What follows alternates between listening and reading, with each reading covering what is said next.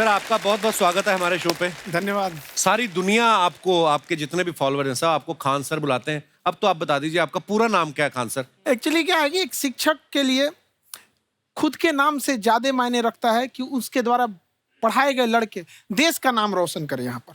तो वो लक्ष्य मेरे लिए ज्यादा इंपॉर्टेंट है, हमको अपने से नहीं ज्यादा मतलब नहीं। वाह। मैं खान सर के बारे में बता दूं कि इनका यूट्यूब पे जो एजुकेशनल चैनल है उसके 17 मिलियन मतलब 1,70,00,000 फॉलोअर्स ज्यादा हैं। है, हैं? अब 19 हो गए। 19 हो गए? बाप रे, क्या बात है, वाह। तो लॉकडाउन से पहले सर 30,000 थे। हाँ। एकदम लॉकडाउन के बाद जितनी आपकी सब्सक्रिप्शन बढ़ी है उतनी तो ओटीटी प्लेटफॉर्म्स की नहीं बढ़ी जितनी आपकी बढ़ गई। ये नेक काम की शुरुआत कैसे हुई थी खान सर? लॉकडाउन से पहले हम लोग ना ऐसे फिजिकली क्लास में ज्यादा पढ़ाते थे। अच्छा जी। क्लास में भी बहुत भीड़ रहती थी, लड़के पढ़ नहीं पाते थे। मजबूरी हो गई लॉकडाउन के बाद यूट्यूब पर पढ़ाना, क्योंकि दूसरा कोई ऑप्शन ही नहीं था। और हमको भी नहीं समझ में आया कि लोगों ने क्यों इतना ज्यादा सब्सक्राइब करते गए, क्योंकि हम तो वैसे ही पढ़ा रहे थे जैसे पहले पढ़ाते थे वहां पे। तो बस ये रहता है कि लड़कों को पढ़ाई से रिलेटेड उसको डाउट ना रह जाए कोई भी, क्योंकि जब हम लोग पढ़ते थे ना तो सबसे पीछे आते थे, हम लोग क्लास के पीछे बैठते थे। हम लोग मान लिए थे कि ये लोग बहुत अच्छे पढ़ने में, हम लोग का तो कुछ नहीं हो सकता है यहाँ पे। और घर वालों को भी लगता था तो जीव ले ला, कैसे भी काम चल जाएगा। बाद में हम लोग को पता चला ना कि टीचर की गड़बड़ी थी, हमारे ऊपर ब्लेम लगा दिया। सर आइए, बहुत बहुत स्वागत है आपका। वाकई एक्चुअली अगर पढ़ाने का तरीका इतना सरल हो, आसान हो, जैसे ना सर मुझे बचपन में ना मुझे हिस्ट्री का पढ़ने का बड़ा मजा आता था। बड़ा होके पता चला कि मेरा हिस्ट्री में तो था इंटरेस्ट, पर मुझे कहानियां पढ़ना अच्छा लगता था। आज मुझे थोड़ा लिखने का भी शौक है, एक आध कुछ शायद फ्यूचर में चल के आप वो भी कुछ ऐसा देखें। तो मतलब मुझे शौक है लिखने का। अब जाके समझ में आया कि वो क्यों अच्छा लगता था, उसमें कहानी होती थी।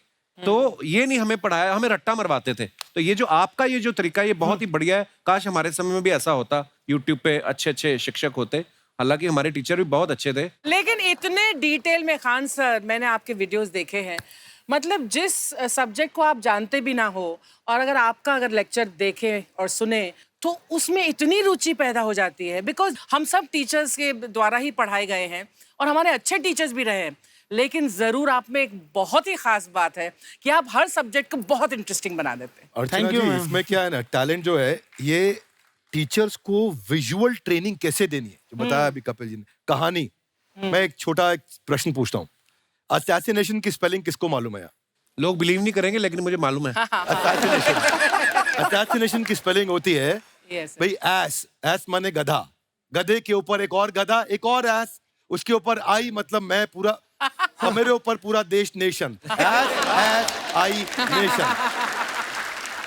तो ASSASSI, मैं ये जितना विजुअल कर दें पढ़ाने को, जितना आसान कर दें। वो याद नहीं होता था रेडियो किसने बनाया, बोला रेडियो चल नहीं रहा, इसको मार थप्पड़ मार, कोनी मार, कोनी मार, कोनी मार, कोनी ने बनाया। याद हो गया, मार कोनी ने बनाया। जितना विजुअल कर दो।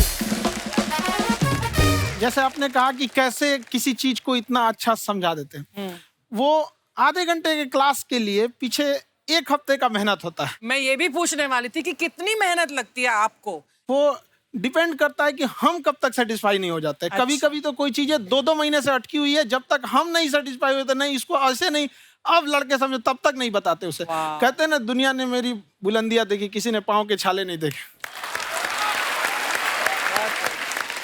क्या है ना कि हम लोग अपने स्टूडेंट लाइफ में इतना पीछे थे ना, कभी कभी अपने आप को से डर लगने लगता था, यार हम कहाँ आ गए, हमारा कुछ हो सकता है कि नहीं हो सकता है यहाँ पे। तो लेकिन ना कुछ सीखने का बड़ा शौक था। तो जैसे एक फिल्म बनाने से पहले डायरेक्टर कितने महीने की प्रैक्टिस करता है, 2 साल की मेहनत के बाद एक 3 घंटे की फिल्म बनाना पड़ता है। उस तरह से थोड़ा काफी मेहनत करना पड़ता है पीछे से, तब जाके समझ में आता है। और धीरे धीरे एक्सपीरियंस होने से थोड़ा समझ में आ जाता है कि क्या, कहाँ पे कौन सा चीज डाउट आएगा वहाँ पे। और आपसे पढ़ाई करने का ये भी फायदा है कि ये पीट नहीं सकते ना यूट्यूब चैनल से, अंदर से निकल के थप्पड़ भी नहीं मार सकते। हमें तो पीटा इतना है ना, हम तो मतलब टीचर से सवाल नहीं पूछ सकते थे। अभी बचपन में पूछ भी लिया ना कि सर सूरज कितना दूर है, तुझे जाना है उधर है। मतलब ये नहीं कि बच्चे के साथ दोस्ती करो, उसके साथ। आजकल माहौल बहुत बदल गया है। अब तो बच्चों की पिटाई भी नहीं होती, हमारे टाइम बड़ी पिटाई होती थी। हम भी कहते हैं, हमसे भी लड़के नहीं पूछते हैं, क्योंकि उन्हें पूछने की नौबत ही नहीं आती है। क्लियर हो जाता है ऐसे ही। वाह, क्या बात है। मैंने देखा है सर आपके फॉलोअर्स में रवीना टंडन भी है एक। तो जब आप आए, कितनी मुस्कुराहट आई खान साहब आपके। तो जब कभी आप कोई नया वीडियो डालते हैं तो आप उनको पर्सनली मैसेज करते हैं कि किसी अरे, चीज पे अरे। डाउट हो तो कॉल मी एनी टाइम, ऐसा करते हैं आप? अच्छा, विवेक सर के बारे में हमने सुना है कि किसी को बिजनेस रिलेटेड प्रॉब्लम हो तो ये 5 सेकंड के अंदर जवाब दे देते हैं। जब भाभी जी आपको तैयार होने के बाद पूछती मैं कैसी लग रही हूँ, 5 सेकंड में जवाब दे पाते हैं आप? देखिए, इसमें तो सभी लोग पीड़ित हैं और हर जगह, हर घर में ये जरूर सुना होगा सबने कि बच्चों के चक्कर में तुम्हारे साथ रह रही है, वरना तुमको तो कब का छोड़ के चली गई होती। ये बड़ी कॉमन बात है। So right. So right. Parmeet sir बोलते हैं आपको ऐसा? आप तो कभी नहीं बोलती होंगी।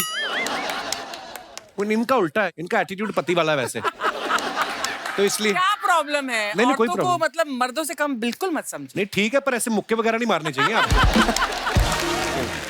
सर आपने अभी तक शादी नहीं की ना खान सर? नहीं। इतने पॉपुलर हो गए आप, आपका सेंस ऑफ ह्यूमर इतना अच्छा है, तो बड़े सारे प्रपोजल तो आते होंगे आपको। अभी तो इधर कुछ नहीं है ऐसा। खान सर पर्सनल सवालों का जवाब कम देते हैं। अच्छा, वैसे हम शादीशुदा लोगों को देखने के बाद हमको थोड़ा सा और अच्छा कई बार ना इंसान ज्यादा मोटिवेशनल स्पीकर्स को सुन लेना तब भी कंफ्यूज हो जाता है। कोई कहता है बड़े सपने देखो, गाड़ी लो, बैंक बैलेंस बनाओ। कोई कहता है कि इच्छाएं नहीं रखनी चाहिए, ये दुखों का कारण है। हम किसकी सुने गुरुजी? सुने सबकी, करे खुद की। जो दिल से निकले। दिल से निकले। क्योंकि जो सुनते हैं हम कई बार सुनते हैं और उसको खुद की प्रोसेसिंग करते ही नहीं है, और जब दूसरों की बातें सुनकर बिना प्रोसेस करके फॉलो करने लगते हैं, उसी को तो हम अंधश्रद्धा कहते हैं। बिल्कुल। उसको प्रोसेस करें, अपने दिल से जो रेजोनेट होता है उसको सोचे और फिर करें। मम्मी सुना, मेरी मम्मी के आगे डॉक्टर फेल है। मम्मी की जो सहेली ऑन द स्पॉट इसके साथ बैठी है, और इनको अगर कोई प्रॉब्लम है, फॉर एग्जाम्पल कोई शुगर की प्रॉब्लम है, तो उन्होंने जो बोल दिया वो अंतिम सत्य है। ले मैनू फलानी कहती है, ऐ खाड़ो तो ऐ हो जाता है। ये सवाल मैंने आपके लिए पूछा था mummy. I wanted to ask Khan sir कि आपका एक एपिसोड था ट्रेन के बारे में, कि ट्रेन में ऐसा क्यों होता है, शुरुआत में ऐसा हुआ था, ये यहाँ पर बोगी के लिए ये कनेक्शन, तो ये सोर्स क्या होते हैं आपके, कहाँ आपसे से सुन ढूंढ के लेंगी, लाते उसके हैं? बाद खुद का चैनल शुरू करेंगी। कुछ चीजें तो ऐसे डायरेक्टली मिल सकती हैं, और नहीं तो वहाँ ऑन द स्पॉट जाके वहाँ पे पूछ लेते। जो वर्कर होते हैं ना, उन लोग को ज्यादा आइडिया रहता है उन लोग से, वो पूछ लेते हैं कि ये कैसे काम करता है। तो वो ज्यादा कोशिश करते हैं कि हम किसी चीज को खुद से अगर जाने रहेंगे तो ज्यादा अच्छे से डिलीवर कर सकते हैं। तो कई बार वहाँ यार्ड वगैरह में भी चले जाते हैं पता करने के लिए। लेकिन बहुत इंटरेस्टिंग था। हवाई जहाज पर भी बनाइए। आप कहती हैं तो एक उस पर भी बना ही देंगे। बहुत शुक्रिया जी। अच्छा सर, कई बार ना माँ बाप भी, जो मैं ये कहूंगा कि उनकी गलती होती है कि अगर अब बच्चा आपका 4-5 साल का है, आप शुरू से उसके मन में डालना शुरू कर देते हो कि ये तो इंजीनियर बनेगा। हो सकता है बाप इंजीनियर हो, वो चाहता है कि जरूरी तो नहीं है। अब मेरे पिताजी पुलिस में थे जी, मेरे मामा सब आर्मी में थे, मैं अकेला इस फील्ड में निकला है। मुझे ये चीज अट्रैक्ट करती थी। ये कहाँ तक सही है सर? जी मेरे हिसाब से तो बच्चों पे कभी प्रेशर नहीं डालना चाहिए, लेकिन साथ ही साथ हमको ये भी देखना चाहिए कि जैसे एल्बर्ट आइंस्टाइन ने एक बहुत अच्छी बात बताई थी, अगर एक खरगोश हो, एक बंदर हो, एक हिरन हो, एक शेर हो और एक मछली हो, उन सब को आप एक कतार में खड़ा कर दीजिए और उन सब के लिए एक ही टेस्ट हो कि आप पेड़ पे सब लोग कैसे चढ़ पाए। बहुत खूब। ओके। अब सबको एक टेस्ट कैसे दिया जाए? मछली तो आत्महत्या कर लेगी सोच के कि मैं तो कोई पास ही नहीं होंगी, ये मछली कैसे पेड़ पे चढ़ेगी? राइट। लेकिन कई बार ऐसे हो गया ना कि एजुकेशन सिस्टम ऐसी बन गई कि बस ग्रेड्स हो गए, सब्जेक्ट्स पढ़ने हैं, Right. जो भी किया है, और वो भी जरूरी है, लेकिन वो करते करते बच्चों के जो इंटरेस्ट है, बच्चों की जो पैशन है, उसमें उनको एंकरेज करना बहुत ज्यादा जरूरी है। एक पिताजी एक बार अपने बेटे को ऐसा चाटा मारे जोर से, तो पड़ोसी ने पूछा क्यों मार रहे जी? बोला कल रिजल्ट है इसका। कल रिजल्ट? तो बोले रिजल्ट कल है ना साहब, तो आज क्यों मार? कल बाहर गाँव जा रहा हूँ, कल का काम आज निपट के कहने का मतलब ये है कि आप देखिएगा कि अगर आप बच्चों को अपने कॉम्पिटेंस के हिसाब से नहीं देंगे तो ये चाटे ही खाते रहने पर फेल ही होते रहेंगे। बहुत खूब। ओके। अच्छा, विवेक सर का एक कहना है कि बच्चों का अगर 95% से ज्यादा मार्क्स आते हैं वो भी खतरनाक होते हैं। 75 से 85% वाले जो बच्चे होते हैं लाइफ में बड़ा अच्छा करते हैं। अच्छा। कभी किसी पेरेंट्स ने आके कहा है कि आपकी वजह से मेरा 95% वाला बच्चा 75 पे आ गया? नहीं, बेसिकली 95% देखिए स्कूल में जो पढ़ाई हो रही है, जो भी बताया, वो classroom based conceptual theoretical approach है। और उसमें बच्चे को क्या चाहिए, एक कॉन्सेप्ट होता है कि जिस सब्जेक्ट में 10 में से 3 आ रहे हैं उस पर फोकस करने की जगह वहां फोकस करो जिसमें 10 में से 7 आ रहे हैं, ताकि उसका सुपर स्पेशलिस्ट बने।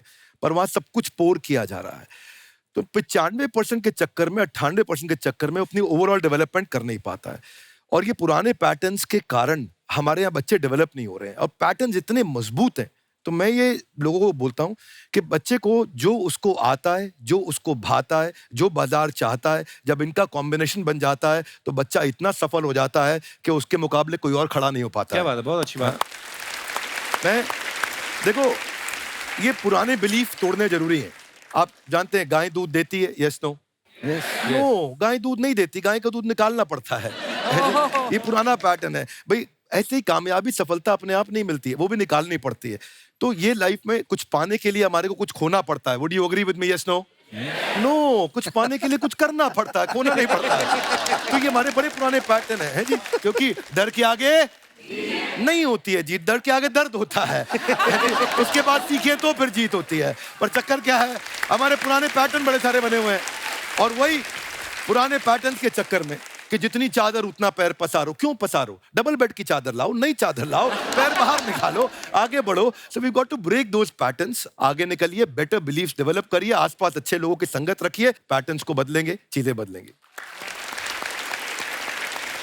जैसे अर्चना जी आप कह रही थी ना कि रेलगाड़ी के ऊपर कैसे वीडियो बनाया खान सर ने, ये एजुकेशन के साथ साथ कोई गंभीर विषय के ऊपर या कोई देश के ऊपर कोई ऐसा कोई मुद्दा, कोई करंट टॉपिक चल रहा है, उसके ऊपर भी वीडियो बनाते हैं। Yes, I've seen. अब मैंने सुना है कि आपको कोई धमकी वमकी, किसी हमला भी हुआ आपके ऊपर, हैं? क्या हुआ था वो? बम मार दिया था सर। हैं? आपके घर पे? हाँ, मेरे कोचिंग इंस्टीट्यूट पे 8-10 ठो फेंक दिया सब। क्यों? एक्चुअली हम पढ़ाई जो क्लासेज है तो उसके हम बहुत कम फी लेते हैं, नॉमिनल। अभी भी कोई लड़का क्लास करना चाहता है, पूरा सब्जेक्ट 200 में कर लेता है, फीस ही हो पूरे सिलेबस की 200 रुपए? हाँ।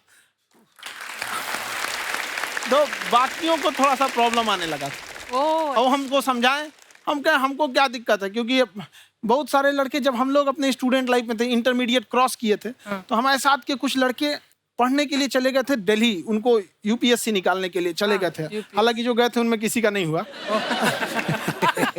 तो हम लोग ना उनको जब स्टेशन छोड़ने आए थे, बड़ा भारी मन से हम लोगों ने विदा किया कि इन लोग के गार्जियन कितने पैसे वाले हैं, इन्हें भेज दिए वहाँ, हम लोग के नहीं भेज सकते थे।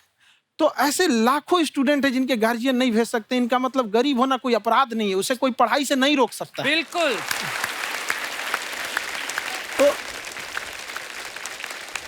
तो हमने ठान लिया था कि कभी अगर मौका मिलेगा तो उसको हम जरूर कम करेंगे।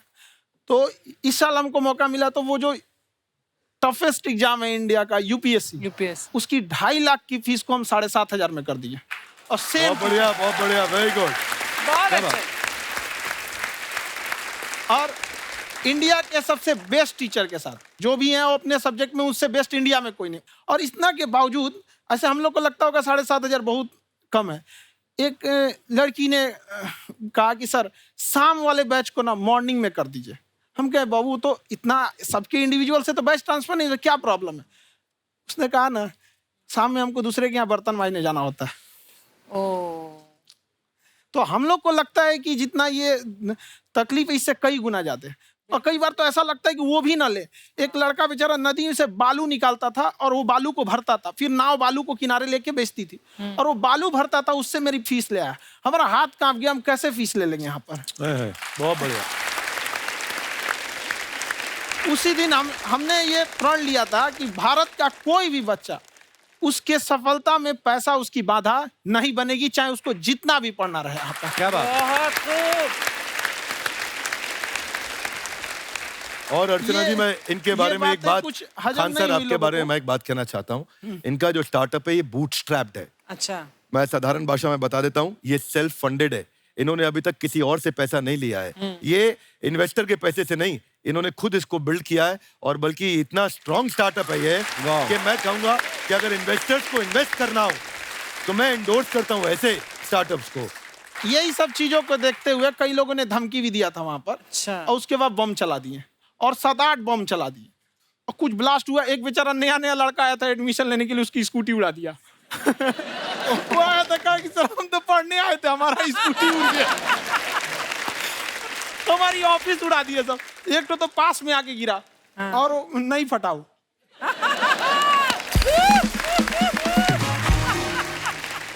बाद में बहुत सारे लोग धमकियां दिए, लेकिन कहते हैं ना सूरज कितना भी तेज चमक ले समंदर नहीं सुखा सकता। वाह वाह वाह, क्या बात है। मैम एक्चुअली ये फीस कम करने का एक और रीजन है।